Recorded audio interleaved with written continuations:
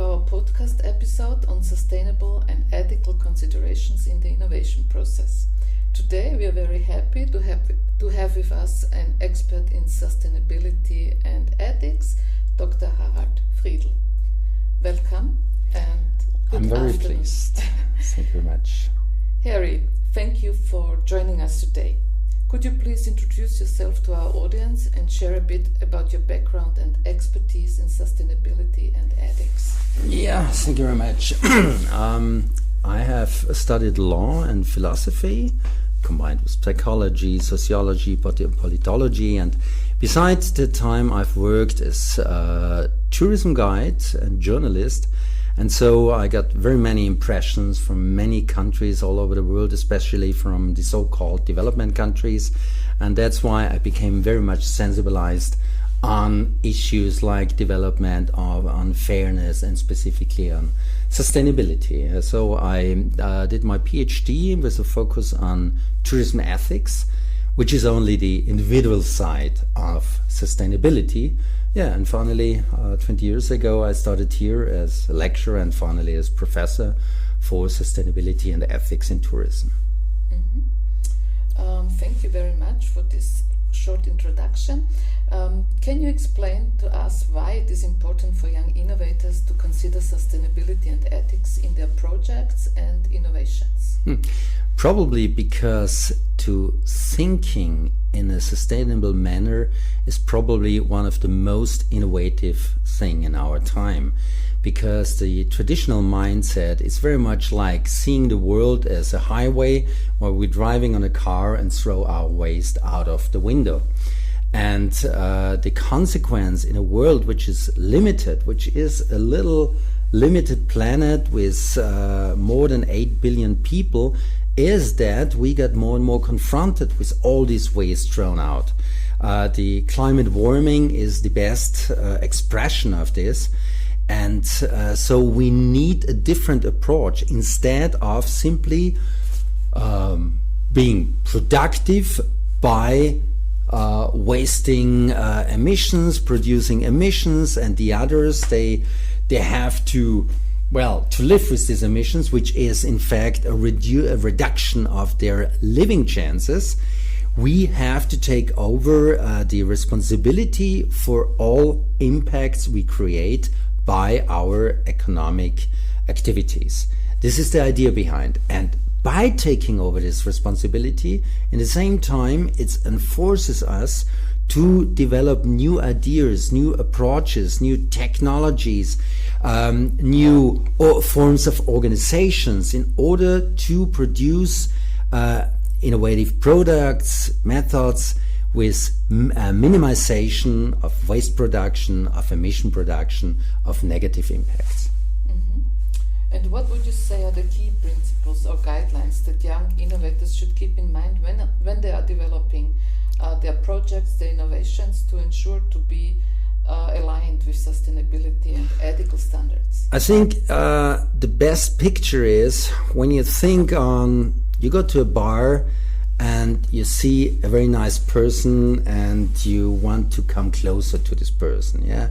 How will you treat this person? You will be careful, yeah? You will check how fast you are approaching, etc. So you're in a very strong feedback mode. And it's the same thing when you are active in the world, you produce something, then you keep in mind you're always interacting with the world, you're interacting with society, you're interacting with the environment, and the environment, as we see in the case of climate warming, in the case of plastic pest, etc., it strikes back. So we just get what we earn. So it's this mindset of being mindful, being aware of consequences, thinking in a long-term perspective instead of short-term profit. It's even more simple, this old Roman principle do ut des, which means do it in a way how you like that others do to you. And if you care for others, the other will care for you. Thank you. And what would you say are some challenges or barriers that young innovators face when they are trying to incorporate sustainability projects, and how could they try to overcome these challenges? Well, I would say the core challenge was very well expressed already by Albert Einstein many years ago when he said he thinks that the universe and the stupidity of mankind is infinite, even though he is not sure about the universe. So we are confronted with a very widespread mindset of the people who are used to 200 years of permanent progress, of growth, so with this conviction that there is no limitation in the world outside. So as I said before, the world is a big waste paper basket.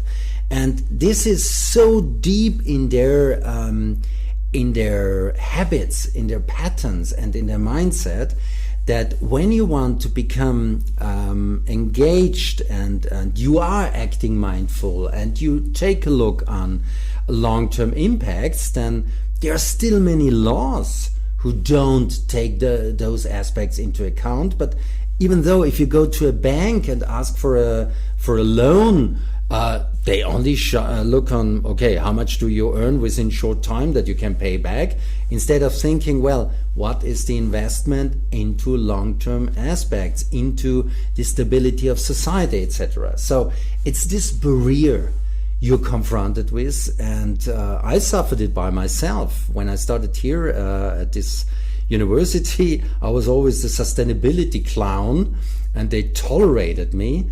In the meantime, because this problem became so strong, I'm handled as an expert, and they say, yeah, please come here and please come there. So it has changed. You need a long breath. You have to be very patient, and you have to stand behind this idea, and don't let you kick back if they say you are stupid. Just go on. See it as the best proof that you're in the right way. Okay. And can you give us some examples of innovative projects or inventions? Yes, I mean, of course, as I'm enrooted in the field of tourism, my examples are from there. There's one very famous and very successful example in Vienna, a hotel called the Boutique Hotel, developed and managed by the owner, Miss Michaela Reiterer, who was also for quite some years the president of the National Hotel Union. And she has created with this hotel probably the most sustainable and most social and the most innovative hotels in towns. So every room is dedicated to one of the 17 SDGs. She's 70% of women working, and most of them are mothers, so also the working plan is very much coordinated, etc., etc. They produce all their energy themselves, certified, etc. So what was the big challenge for her? And she said exactly what I've said before. You need to have this mindset, because if you go everywhere, you ask for money, they are not taking care of, well, you are oriented on sustainability, what the hell is this?